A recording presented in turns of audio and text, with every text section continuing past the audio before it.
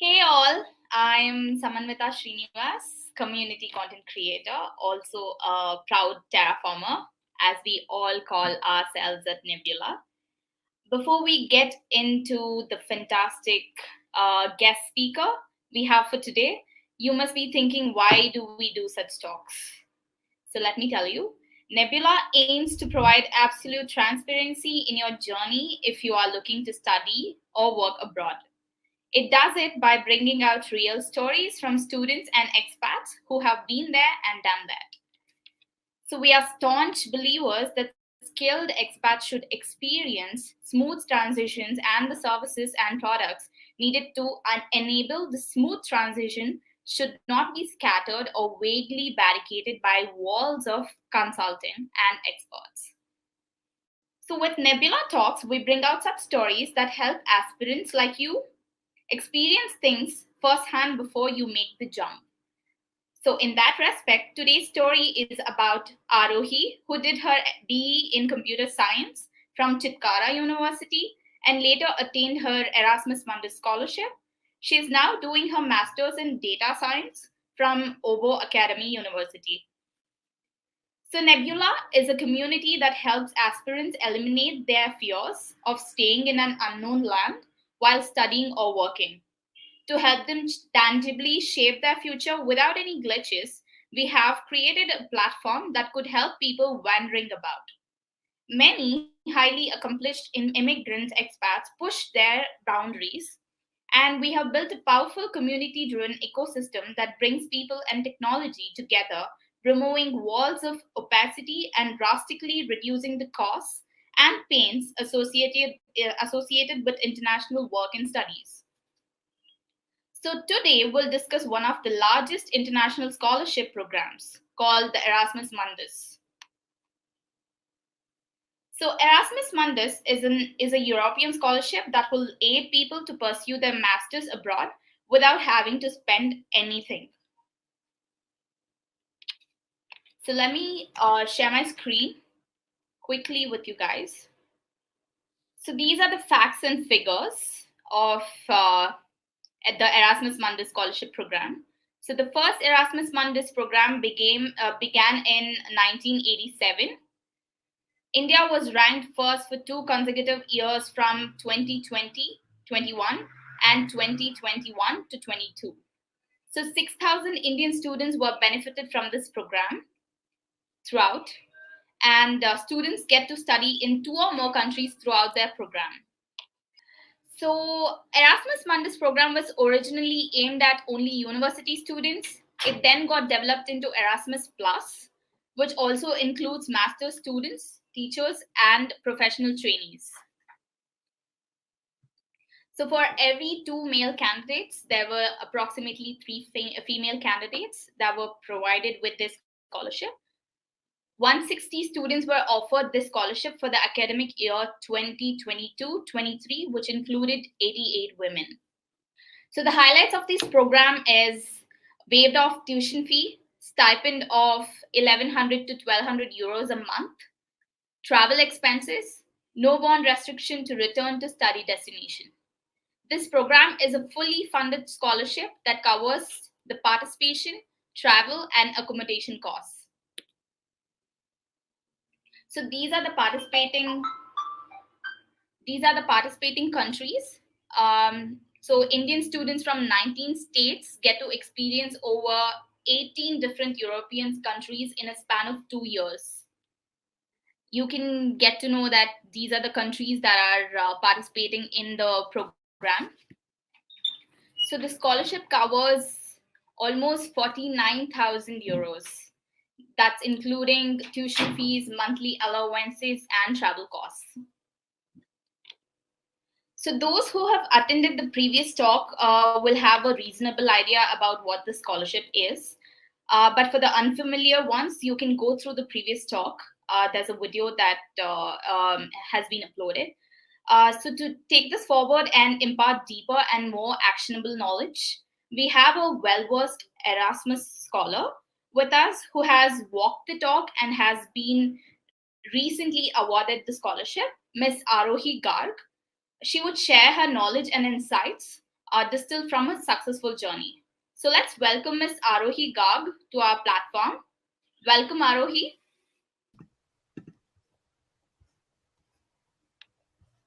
Hi guys. Hi Samanthvita. Hi, Arohi. How are you today? I'm good. Really good. Excited to be here. Okay. What about others? How are you? Yeah. So let's ask all of them who are like attending the talk of how that day was. So how are you all doing today?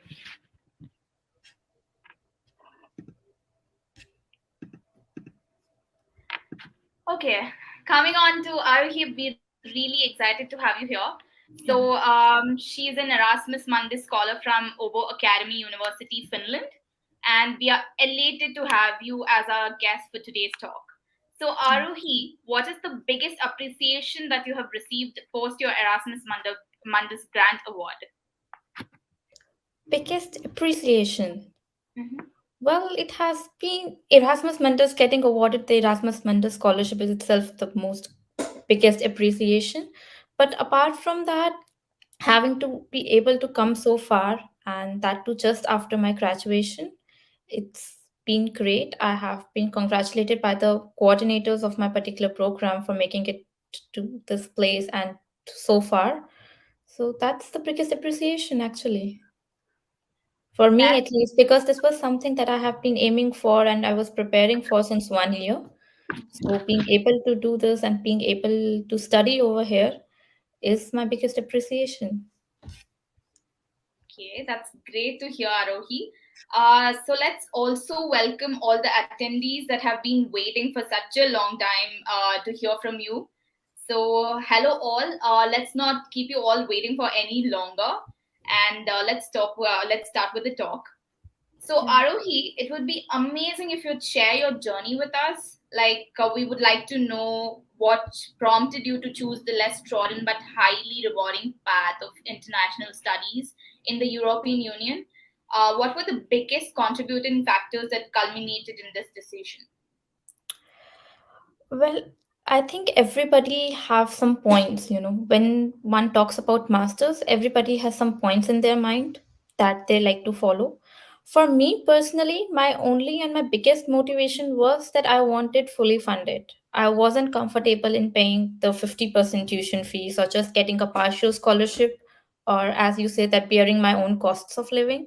So Erasmus Mundus was right for me and it was ideal for me in the sense that I wanted it fully funded. I wanted to be financially independent fully. So that was one of my main motivation factors, to be very honest. I was clear on that. And secondly, I love Nordic countries and I love Europe in general. So if given a comparison between other prime master places like USA, Canada, I always preferred Europe more. So that was my first choice.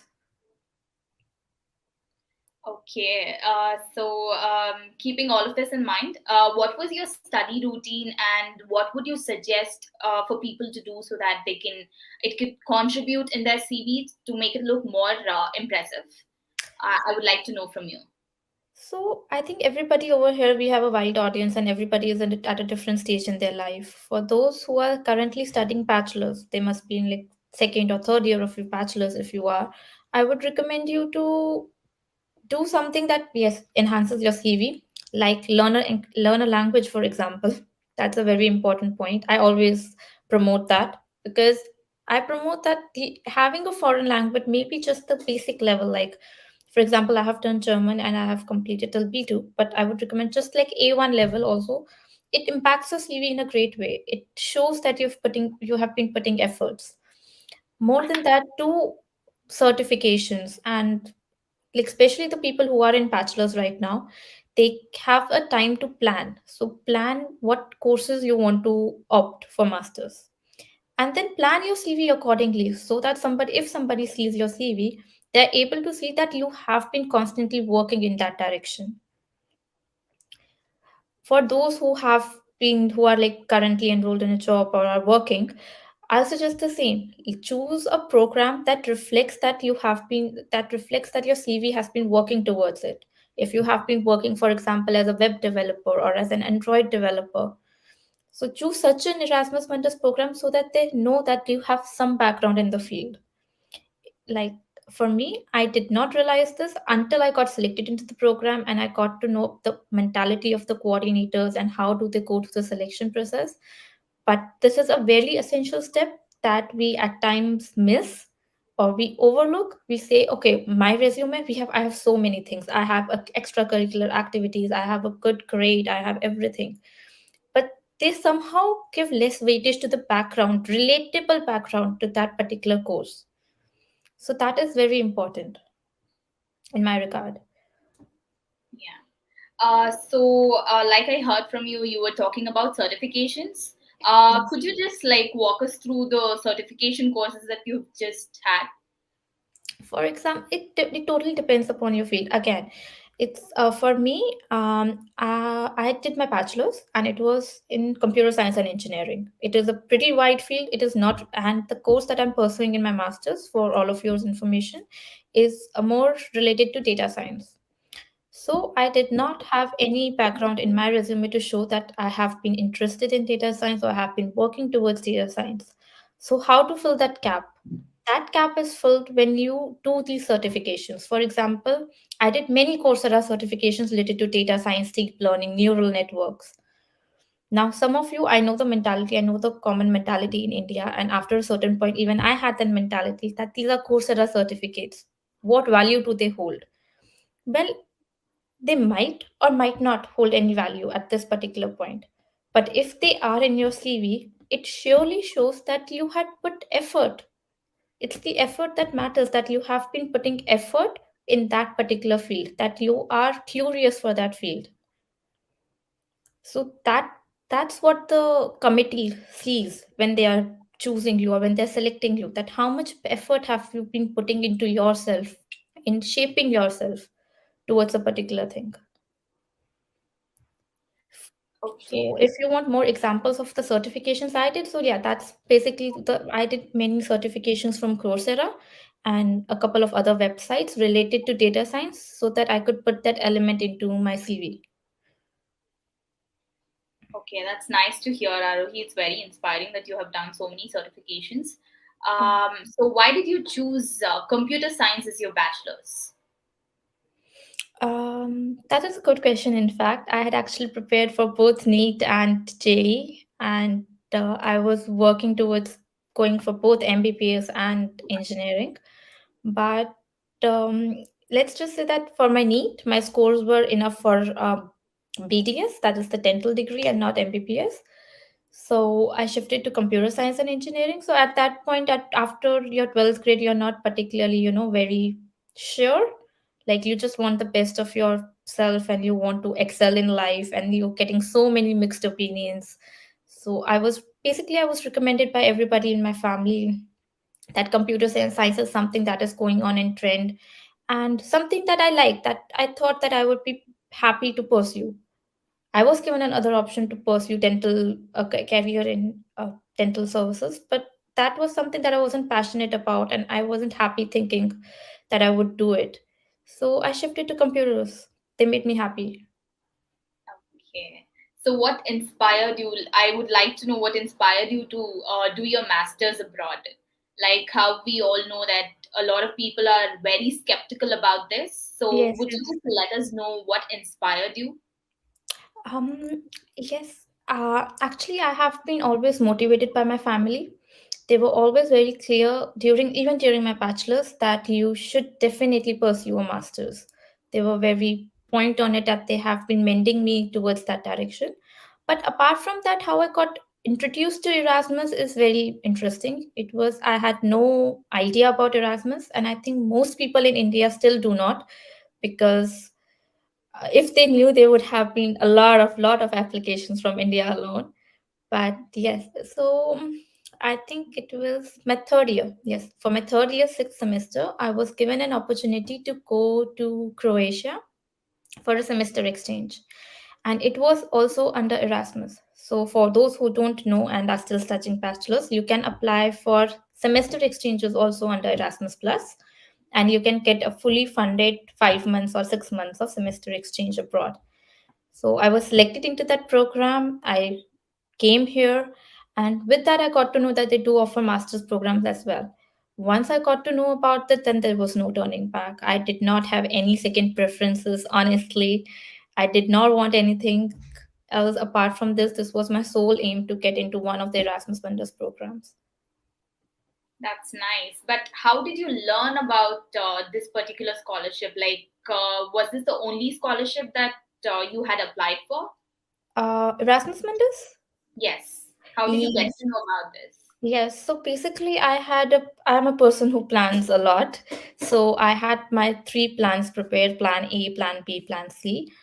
For me, if I tell you my timeline, I came back from Croatia. Like when I reached Croatia, within the next 15 days, I started working for an Indian company. I started my internship as we are supposed to do under our bachelor's.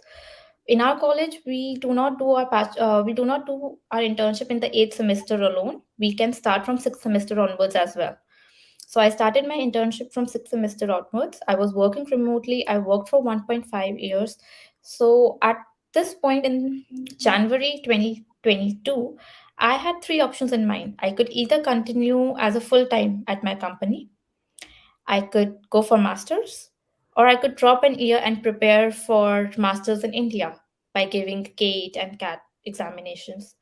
So first of all, since I was so passionate about Erasmus, I decided to try my luck for that, and I applied for masters.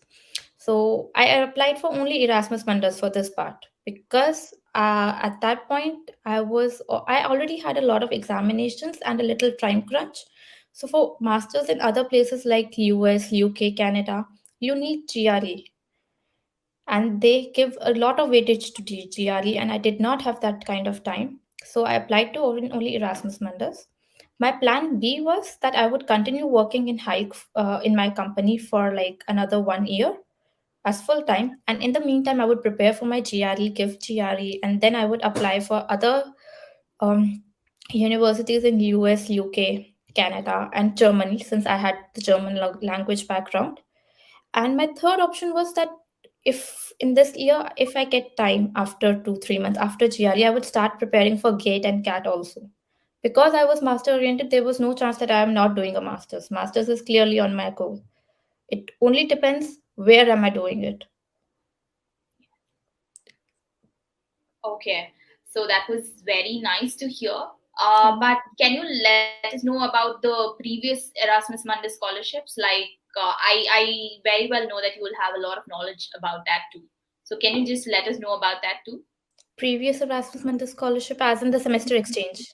Yes. Okay, so for those who are not aware, Erasmus is a European Union body. Now they provide scholarships in all fields. They provide scholarships for your semester exchanges.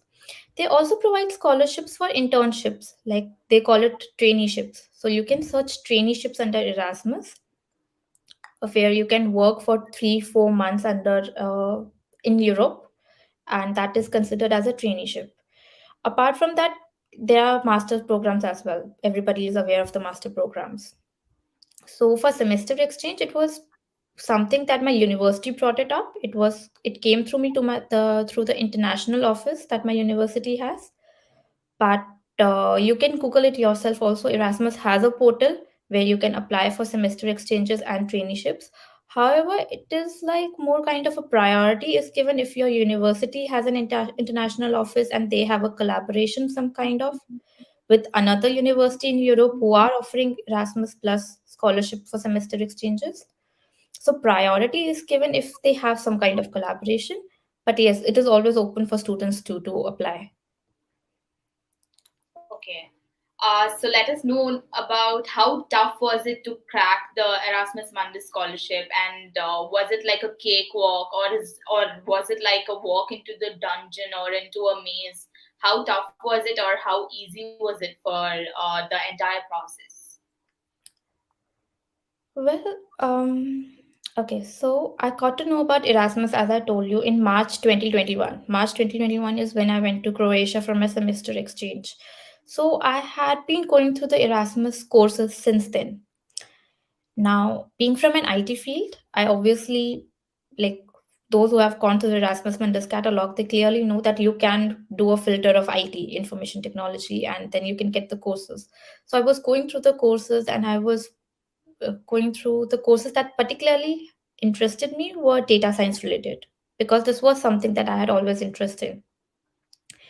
So I think my first step towards the application process was that the courses that I selected during the semester exchange, because I was given a wide range of courses, I selected data science courses in the semester exchange so that I could show it on my CV that I had studied 6 months dedicated data science courses at a university, and which that I now go back, think that it made a huge impact on my CV, because it clearly showed that I had some background, I had taken some coaching in that field.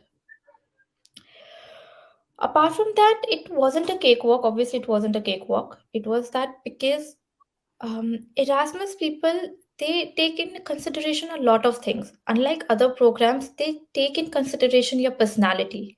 It's not just about your academics. It's not just about your bachelor's. It's about you as a person on a whole. You need to have some volunteering experience. You need to have some co-curricular experiences. You need to be active. You need to write something in your motivation letter, which we will come back to later, that inspires them, that like you need to reflect confidence in your personality.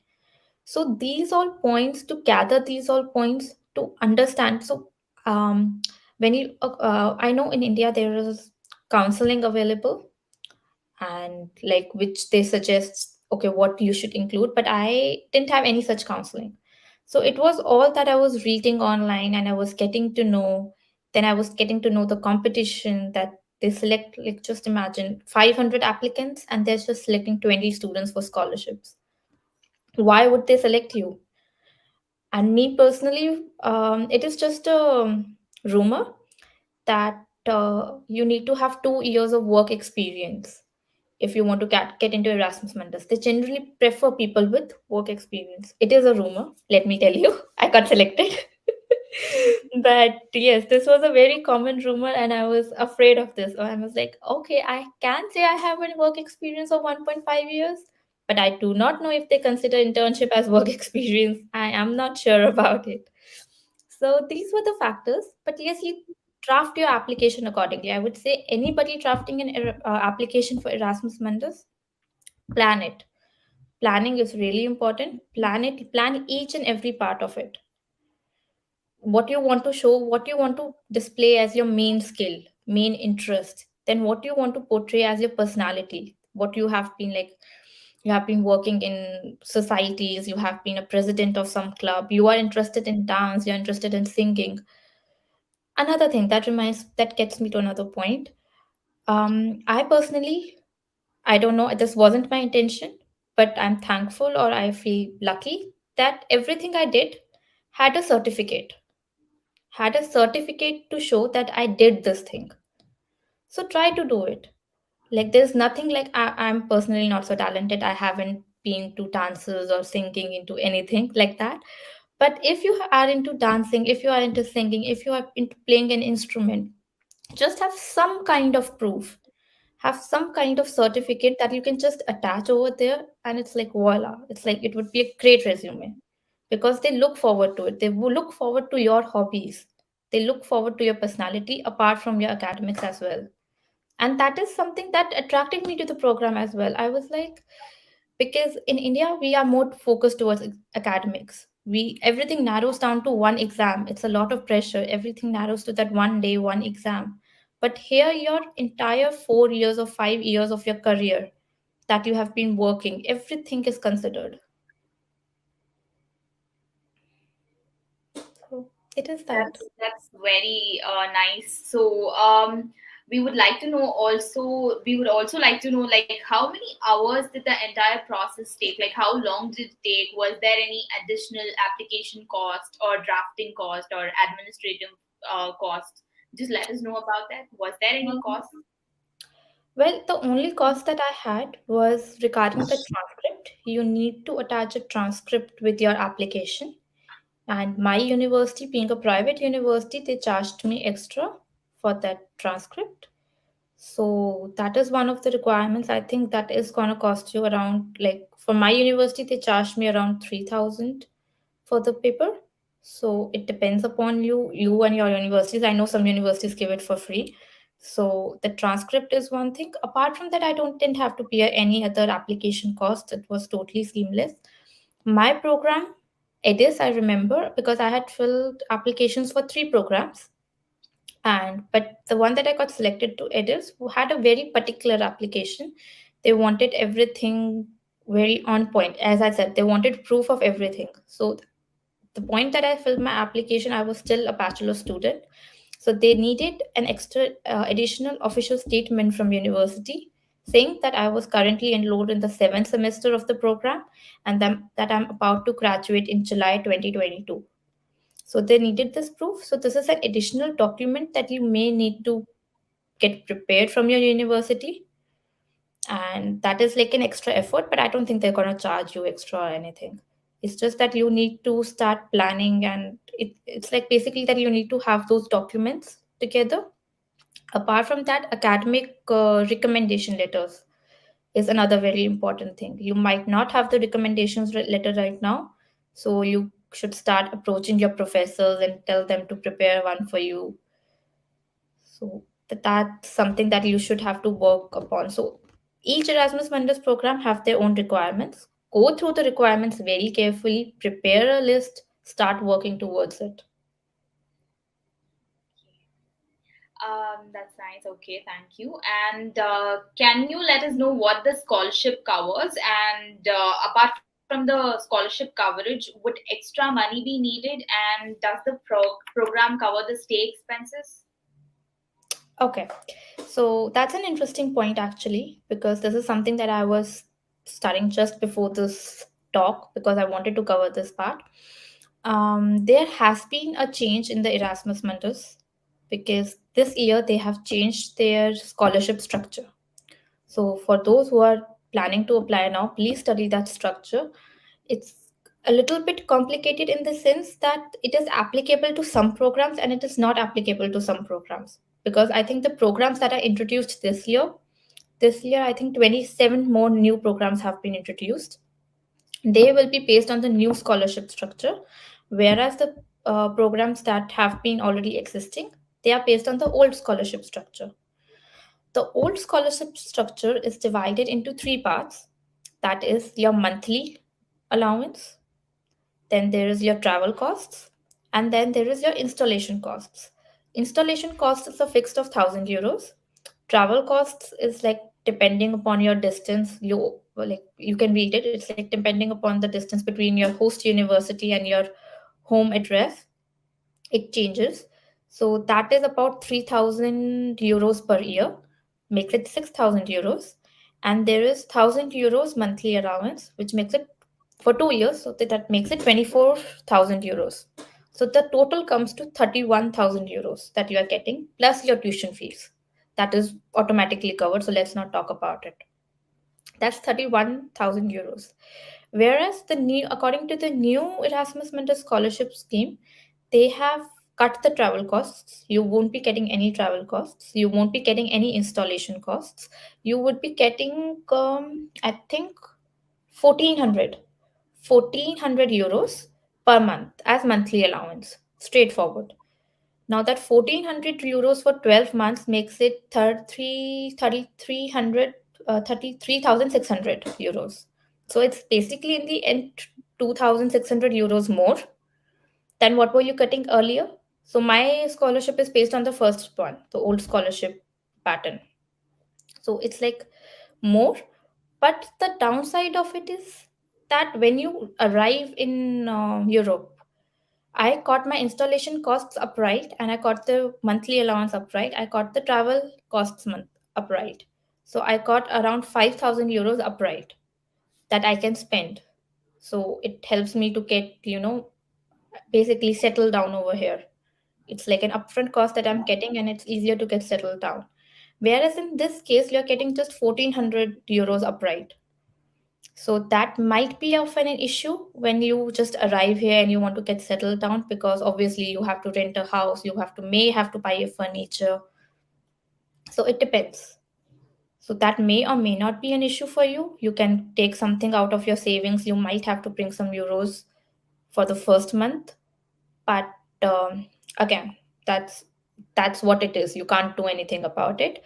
But I would recommend every one of you to to just like study about the program that you're applying to, that the program comes under which scholarship pattern. Okay. That's nice to hear, but a difference of 3,600 euros is a big deal, I think. 2600 euros. Yes, that is going to be a big deal, I think, right? Yes, yes, that is gonna be a big deal. Obviously, there's more money. Who doesn't like it? But again, it's like the upright costs that matter. For me, I personally feel safer with the first one, first the old pattern, because right now I have some money in my account and I can use it throughout the period, however I want. If I want to travel, if I have an emergency and I want to head back to India, I can do that. With this, it would be a little difficult, you know.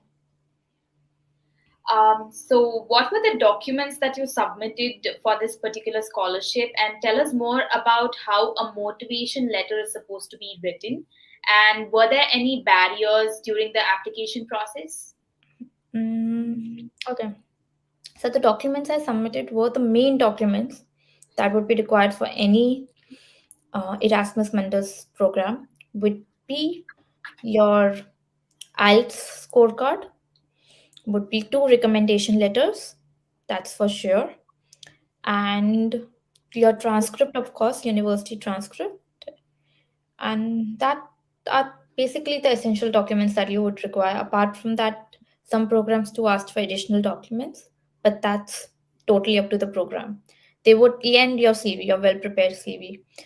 Do ensure that some of the programs have already given a template for the CV, so it's advisable to use that template. Do not just upload your CVs, the ones that you have prepared earlier, because I had to change my entire resume based on the template that they provided, and it was quite difficult, believe me. That was one of the things that was difficult because they made categories. They made categories in my work experience, and I was allowed to put only three work experience. Then I was allowed to put only three educational experience and three hobbies. So it was quite difficult to place it. So plan it accordingly. About the motivation letter. Now, some courses ask you for a motivation letter. Some courses ask you for a motivation video. Now, personally, I feel that motivation video is much better. Though at the application time, I did not feel that. I had quite the opposite reviews. I was cursing them so much that why do you have a motivation video? Why do I have to record myself? Why do I have to show my face? That's irritating at the application period, I know. But after the application period, you do realize that it was actually a good thing, because they are able to see you, they're able to see the passion on your face, they're able to read your expressions, what they can't read in the letter. So it is a good thing, believe me. If you are able, if your program is giving you a chance to give a motivation video, it's nothing like it. You have a chance to impress them to the fullest. You have a chance to literally reflect your personality. Yes, now coming back to the points, what you should include in a motivation video, what motivation letter. Um, Anything? Did we get anything? Okay. So, um, what was I saying? Yes, sorry. So, for any motivation letter, there are 3 to 4 points that you should keep in mind. Your point number one should be the program that you are applying to. Start with this. Let's start with points. The program that you are applying to. The program that you're applying to, what is the program covering? For example, I'll give straightforward examples with mine. It was covering data science. Great. Why are you passionate about data science? Your motivation video should cover that. Why are you passionate for data science? Then you can say, okay, I like this technology, I like this. Then what is, why are you passionate about data science should cover, like they should know that you know about the course, not course, you know about the technology, like include some technology. that I love how the business analysis happens. I love this technology that has been going on currently, so that they know that you know about the field. Secondly, do not repeat your resume. I know you have heard this in many YouTube videos, but I'm again saying do not repeat your resume. You repeat the parts of your resume. For example, I also got confused. This is a very common thing. You get confused. People say do not repeat your resume. Then what else do I speak in a motivation video? Like, what else do you want me to say? So the approach that I took was that I took part of my CV. I took, okay, for example, I worked at this company. What did I learn from this company? What did I learn from this company? What am I bringing with me as this experience? For example, if I worked at this company, I learned about the work culture. Learned about this technology. I can implement this technology. If I worked at that particular society in my college days, what do I bring it with me? I bring confidence. I bring the ability to stand in front of a crowd and address them. I bring the ability to promote your organization. So these are the things that you can include in your motivation video. So they in your CV it's just saying that yes, you did something. Okay, you did something. It is there. If you did a certification, it is telling about the course you studied. But what are your personal learnings? How did that particular thing impact your personality? Is what you include in your motivation video. But your motivation video is not about you entirely. Remember that too. You need to give importance to the program that you are applying. Why are they important to you? Cover that. Like, don't just be self obsessed. I know we all are self obsessed, but do not be self obsessed. Cover about the program, think about them, give them some importance. Why are they important to you? Again, why is the course important to you? Cover each and every aspect. You are applying to Erasmus Mundus. They already know that people are coming here for the travel and the free scholarship. Come on, they know. Everybody is not a fool. They know about it. So cover it. Fine. Be honest with them that I like to explore new cultures. I'm looking forward to making friends. I'm looking forward to learning your culture. I want to put effort in that. Say you want to be financially independent. That's why applying to Erasmus Mundus. So these are some of the pointers that you can include in your motivation letter and your motivation video. We can take more questions if you have some particular questions about it later on. But yeah, these were my point of views that I wanted to share. Okay, that was amazing. I really love the way you are taking us in deeper into everything. So it's really inspiring the way you're talking, and it's going to be of a lot of help to a lot of people. I'm Great. really thankful to you for this. So let's Thank get you. on with this, and let us know if you chose the university out of the scholarship program. Did you get to choose the university from where you'll be doing the masters? So it's like again a partial 50-50 thing, and I think it's for all Erasmus Mundus programs. It's like some programs offer or let you choose where you want to spend your first year and second year. But mostly, most Erasmus Mundus programs are a combination of four different universities at four different places. So you have to choose between those four universities only. For me, my first year was fixed at Finland at Åbo Academy. My second year, I have a choice between three universities located in Sweden, Italy, and Spain. So, depending upon the specialization that I want to study, I can go to either of them. There are some Erasmus Mundus programs where each semester you're spending at a different university and they have the order fixed. They have that, okay, first you have to go to Norway, then you have to go to Hungary, and then you have to go to third and fourth place, respectively.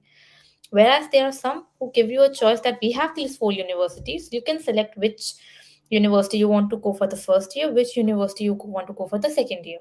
So it is all very flexible and depends on program to program. Okay, that's nice. So, what are the courses that are available at your university currently?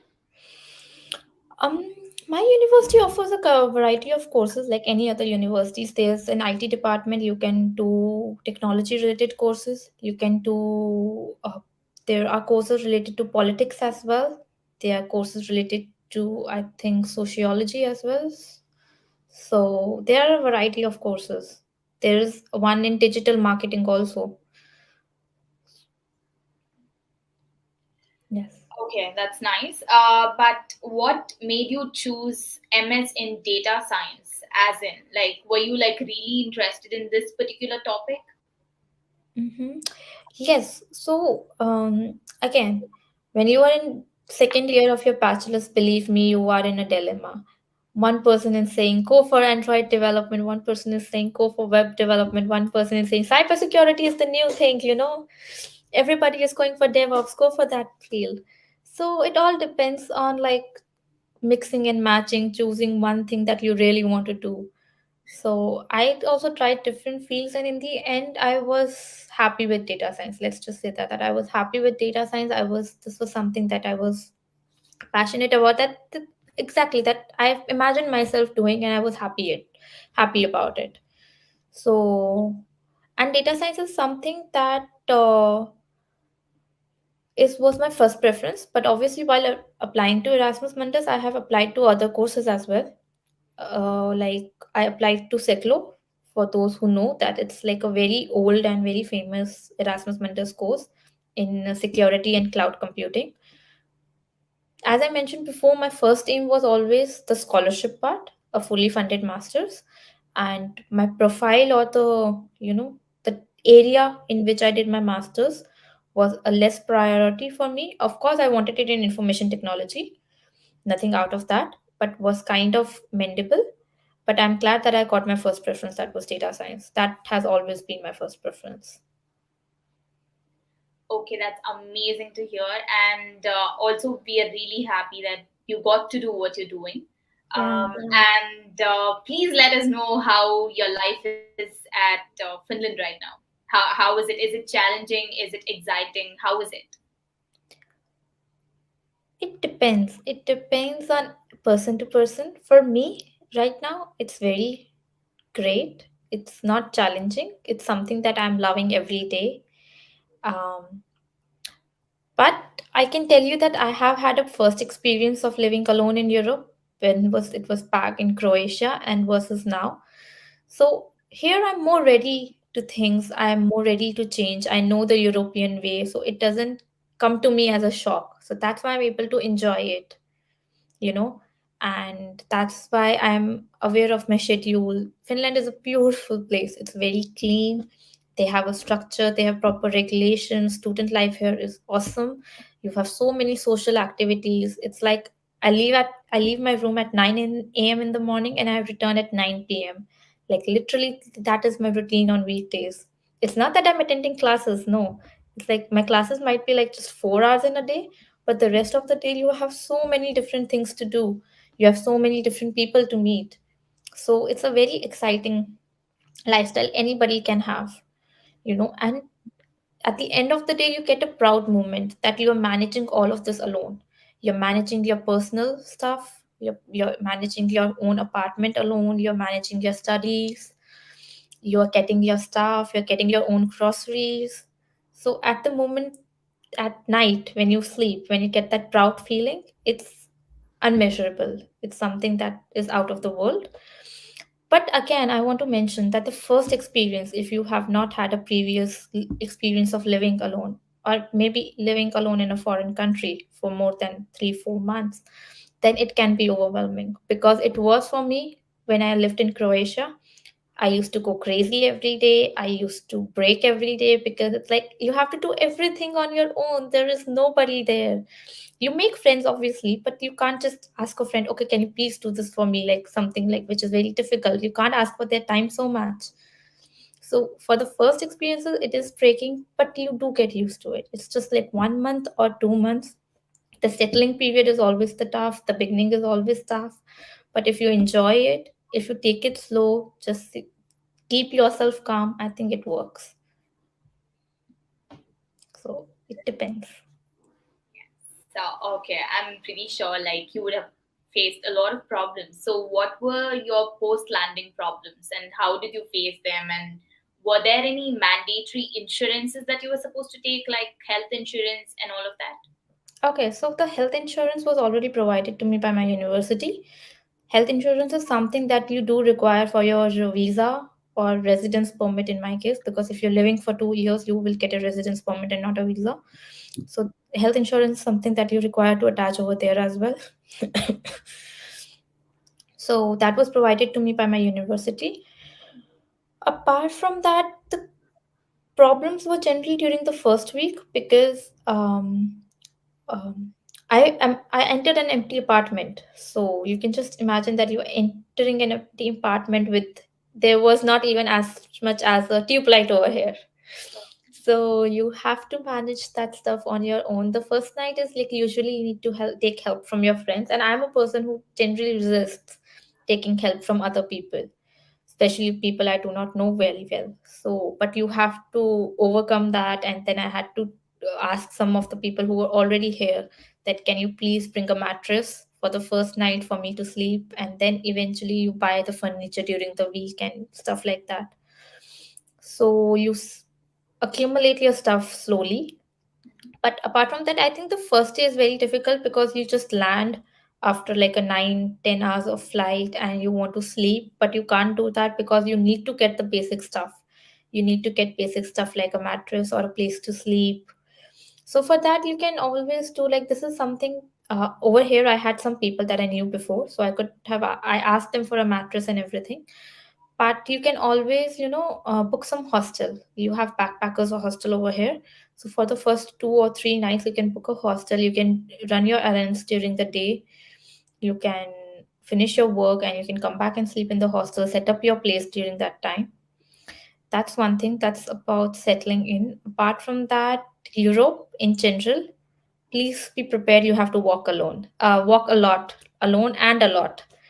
So it's like, yeah, like every person, we have a joke over here. Like every Indian coming over here, we are like, at the end of the day, we ask him or her, like, how are your legs? Has it been a good leg day for you? So, anybody coming here, be prepared to walk. You have to walk a lot. You literally walk a lot. Yes, believe me. Like, if I see my watch every day at night, I talk to my friend and we are like, okay, he asks me, how much did you walk today? And I'm like, nothing much, just 7-8 kilometers. That's the usual. So yes, that's something that if you're coming here for the first day, it can be very overwhelming. You can be like, okay, I have to walk everywhere. Why am I walking so much? And then you have to walk with all the stuff. Just imagine walking with two grocery bags full of stuff. So it can be overwhelming. Okay. So how much of a concern are internships in job opportunities, and what sort of support does the university provide? Okay, so this is something that is very different from India. So you should be prepared. In India, it is the universities that are generally offering placements. It is their headache to bring the companies for you. Over here, it is pretty clear that you have to approach the companies. The university is not going to do anything for you, they're not going to spoon feed you. You have to approach the companies, you have to send your resume, you have to schedule the interviews. So it's basically that. Obviously, they're very open. They're very open to interviews, and placement as such is not very hard. It's just that it can be, it's again, it's a cultural difference. It is something that you have to do which we are not used to. It will be something new for me too because I will be starting this in November December for my summer internship. But from what the reviews that I've got, it is like it's pretty easy to schedule, and the placement process is the same. They ask the same for me being an IT person. They ask the same data structures questions and everything and questions related to your field. But this is something that you have to do on your own. You have to be approached. You are the one who has to approach the companies. So it's that. And internship opportunities, again, it all depends on you. It is you who have to, you can approach any company, just write them a mail and they respond. The difference is that they respond. So you can expect an answer. They do respond to your emails and you can approach them on LinkedIn. So that's what I know about it so far. But let's see, I should be able to give more insights about it once I do it myself. I haven't been doing it so far. Okay, thank you. So, guys, that's from Arohi. So now she'll answer the questions from the quest section. So all you gotta do is just go into the audience chat section, and over there, when you try to type a message, instead go click on to got a question, and your question will be posted as a quest. So as we can see, there are already quests that has been asked. So Arohi, can you please answer these questions that From are, the audience chat, right? yes, it's on the audience chat section. Mm. Arav asked, how should I prepare for my Erasmus Mundus application? I think we have covered most of the part. It's basically about the documents. Please read the requirements carefully and submit all the necessary documents so that you just don't get, your application won't be considered if you don't have the basic requirements. So at least meet the basic requirements and then you can add whatever you can to your CV. Um, how much do grades affect an Erasmus Mundus application? Okay, so most of the Erasmus Mundus programs they have their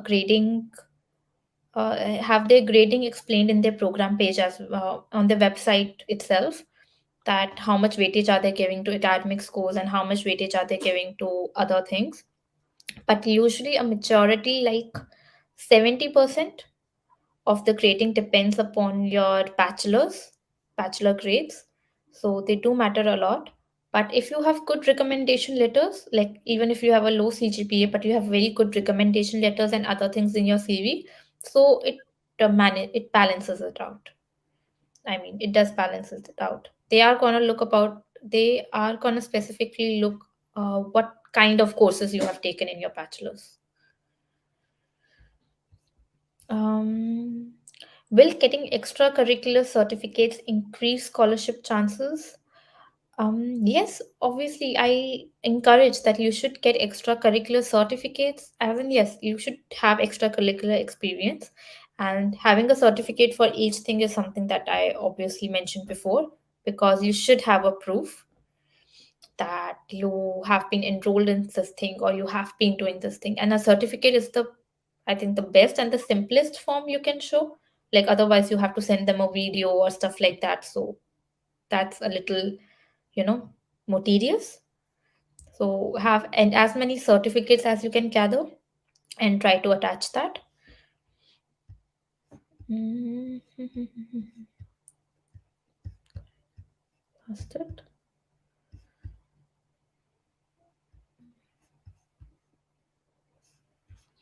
How do grades affect? Okay. When and how did you apply at Obo Academy? I applied for the Erasmus Mundus program, that is ETIS, and the Obo Academy was my first year. Like, Obo Academy was my compulsory first year. So I had to come to this university. But luckily, it is one of the best universities. It is one of the top universities in the world. So good for that. Are there any tips and tricks to keep in mind while applying for Erasmus Mundus? Are there any tips and tricks? Yes, I covered most of the tips and tricks. It is mainly in your motivation letter. Please cover the main parts that you have to include in your motivation letter. Apart from that, your academic recommendation letters, let it not be very general because they're reading the letters. Like, let it not be like, this is a brilliant student, he is very nice, blah blah blah. Do not go into that. Have some specific recommendation letters, like your teacher actually knows you and appreciates a part of you. For example, if you would have done some, maybe you said did some project under that teacher, so the teacher could go on explaining about the project and how were you during the project. So keep it to the specifics. Do not go for general recommendation letters that you get the templates online. So they are getting a lot of applications already, so they do know that. Though, honestly, let me tell you a secret. I did not implement this at my application time, but yes, I'm telling you to implement it. So you have a better chance. I had a very general recommendation letter. Oh God. Okay, these are getting updated, and then you know, then they are scrolling up. Okay, extracurricular. Are there any tips and tricks? Okay, what is it like to be an Erasmus student in Finland? As I told, it's a great student life. Being an Erasmus student, well, let me tell you, people around you do get jealous when you say that you're an Erasmus student because people have to bear their own cost of living and they might have to work. So, being an Erasmus scholar is a great feeling because you can easily get people around you jealous. So, apart from that, yes, you have a good social life. Finnish student life is very nice, and that applies to, I think, all European countries. They give many subsidies to their students, and you get discount on your meals and transport. So it is a good student life, and there are many, events from time to time, many social events to interact, so you can fully enjoy yourself. Is it difficult to attain the Erasmus Mundus scholarship? Namita, yes, it is because with each year, number of applicants is increasing, and it's not like they're increasing normally; they're increasing exponentially, as in as like more people are getting to know about Erasmus, and especially in India, because I have been observing Erasmus from the past 2 years, and I have seen that you know the number of students applying for Erasmus programs have been increasing, and obviously the university or the selection committee also has an you know also has, how do I say, a restriction. They cannot take students from the same country. Like they can, like they will take two or three students, but they cannot take too many students from the same country. So coming from India, I think it's particularly more competitive because if more number of students apply, so it is a very tough, uh, you know, tough spot to get in because a program cannot take more than three maximum. I think not more than three students from the same country, even if how good your application is, so you have to compete for it. um is it difficult to attain? Okay.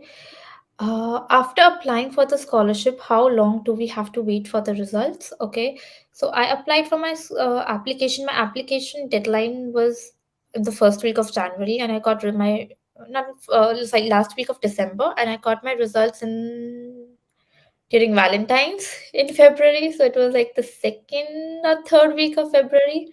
So it depends from Erasmus program to program. All deadlines usually close by first week of January. I got my first result in February, another one in May, and another one in June.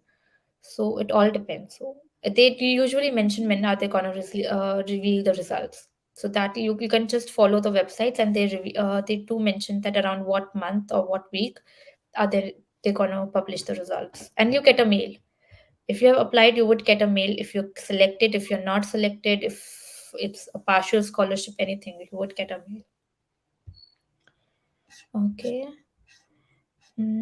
What I must write in Erasmus Mundus motivation letter, Bhavya, I think I've covered that. What is the scope of data science in Finland? Data science on a whole has a lot of scope. People are looking forward, like companies are looking forward for data scientists and analysts, basically.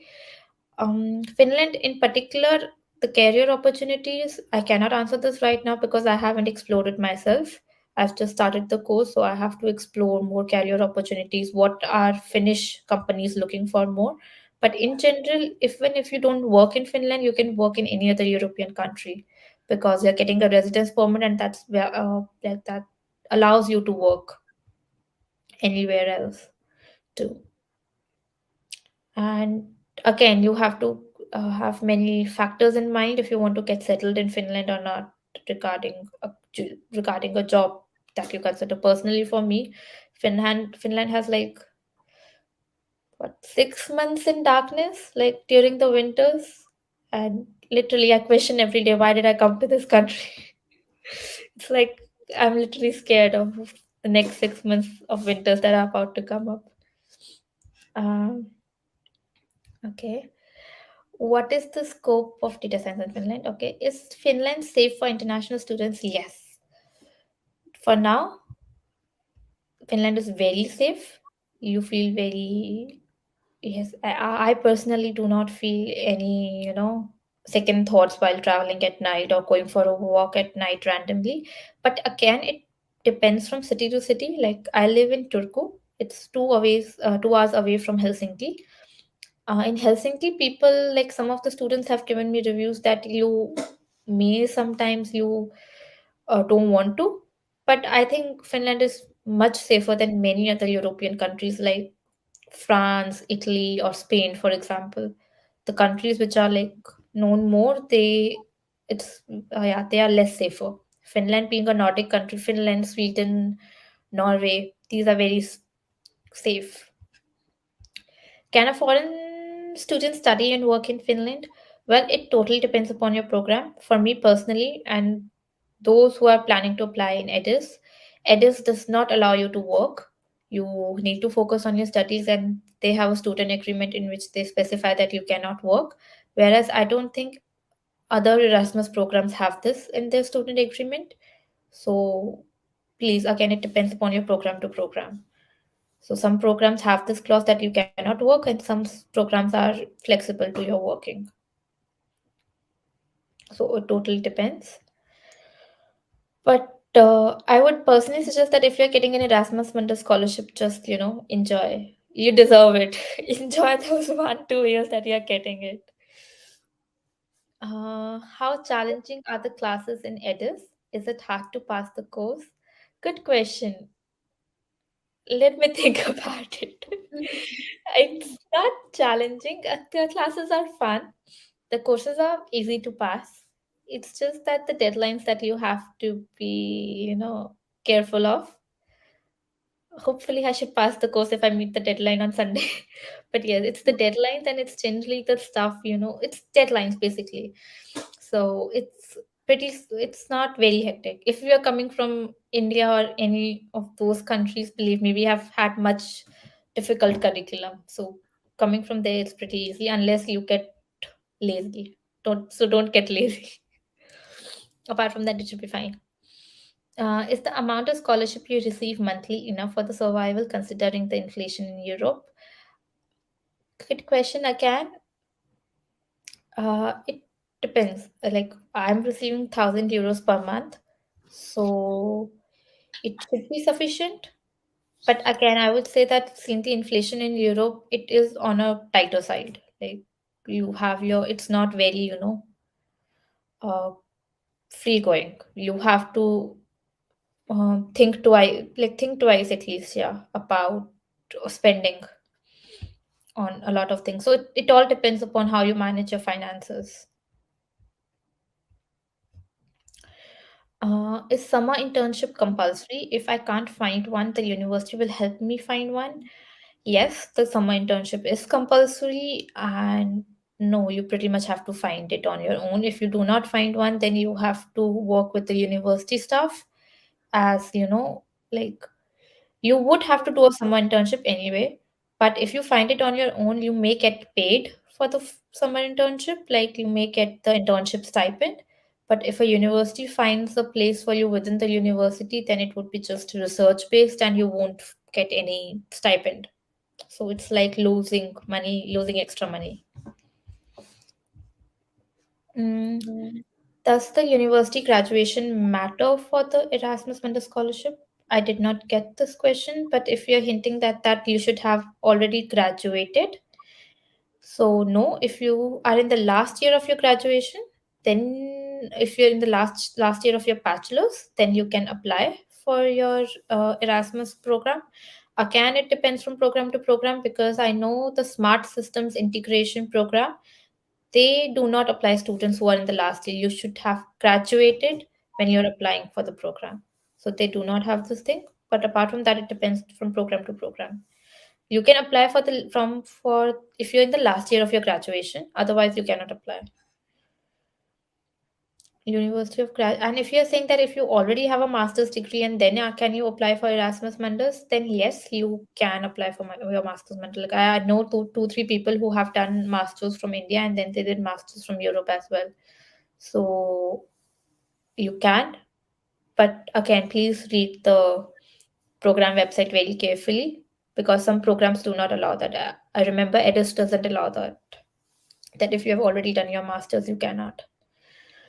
How important is it to have an IELTS certificate when applying for Erasmus Mundus program? It is a requirement. You cannot apply. You would you won't be considered if you do not attach your IELTS certificate. So it is important. Is Indian food easily available? Um, it is available, but it's very expensive. So you can't afford to have Indian food, to be very straightforward. Either you cook very nicely or you can just, survive on the vegetarian food that you're getting or any other food that you're getting. But yeah, good food is available. It's like I don't particularly till now. It's not been that long. It's been only 1.5 months, but I do not miss Indian food so much for now. Unless I see the Insta reels. So I've just blocked all food reels, to be very honest. Uh, if I can't graduate in 2 years, can I study more than 2 years? Do I need to return the scholarship? No, you can study more than 2 years, but then you have to self fund yourself. So for like if you do not graduate in 2 years, they won't kick you out. But again, but they would like let's just say that they would be very cold towards you, and you have to sustain yourself, and you have to apply for extension of visa and everything. So those all it's gonna be very tedious. And don't worry, if you're getting into a program, you would graduate. It's not that tough. You would graduate. Uh, Maybe we can see your motivation video somewhere. Good question. I think I do not have it with me. Otherwise, I would have uploaded it on YouTube or somewhere. But let me ask my select or like the EDIS coordinators if they do have it and if they are planning to upload it on the EDIS page sometime. So I would share it if possible. I'm Yes, Arohi, you can share it with us, and we'll be putting it out on our platform. sure. I would do that if I Yeah. find it somewhere. Yes, definitely, I would do that. Yes. I should have the content though, so I could share the content with you. Okay. So I was just reading the So content that I wrote. yeah. So as we saw in one of the questions there, so is IELTS actually challenging? Is it a challenging thing? How is English as a language a barrier? Was it tough to crack the IELTS test? It depends how have you been brought up. Actually, it all depends on how you have been studying. For me, I have been very particular in English since the beginning, like since my school time, because English was something that was taught to me by my mom. So she was very particular with the grammatical verbs and rules and everything. So I was very used to it, and cracking IELTS was not difficult for me. I was actually like this was something this exact conversation I had yesterday with my friend who's appearing for IELTS. But yeah, this was something that I was enjoying because I was just appearing for IELTS after giving my German exam. And German, a language where I wasn't able to figure out anything, I was very happy with English. I was like, this is my language. So, but yes, jokes apart, it all depends how well you are prepared. If you have good grammar bases and if you have been studying in English, I don't think it has to be such a difficult thing to do.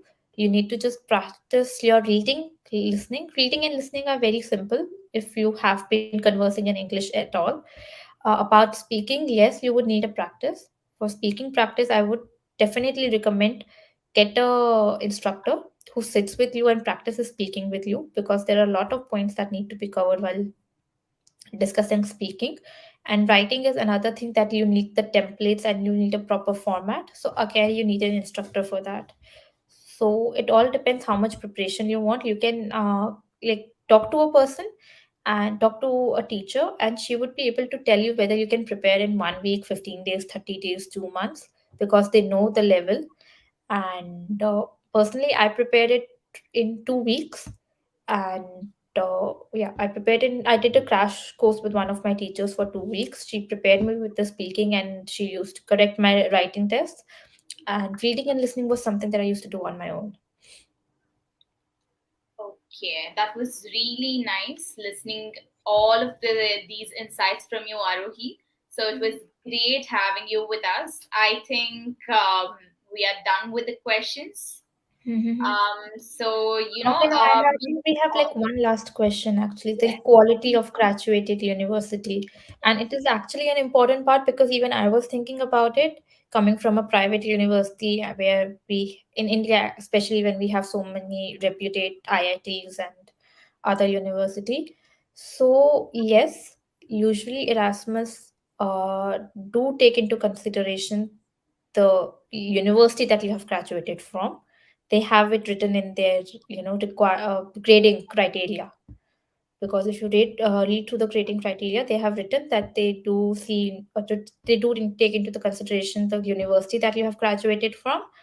But um, it wasn't an issue for me, so I do not know how much does it matter. But again, I think Chitkara personally was, it's not very, it doesn't come very low in the category of universities, nor does it come very high, so it was fine. And you should be fine if you are in one of the reputed private ones like VIT. I know people from VIT. I know people from I think Manipal, VIT Manipal, and there's SRM. There's Chitkara, there's Lovely, there is Chandigarh University. So people from these places have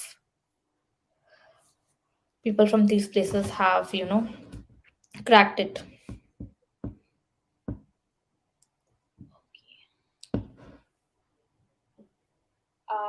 okay.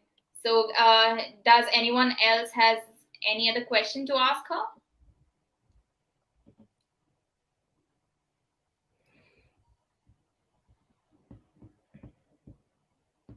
I think it's done. It's done, yes. Okay, so Arohi, it was great having you with us today, and I love all the insights that you've given us, given everyone that wanted to know more about this particular scholarship. Mhm. So would definitely love to stay in touch with you. So before we wind up, we have a surprise visitor here, you guys, and he is none other than Mr. Vignesh NP. He himself is an Erasmus Mundus Scholar.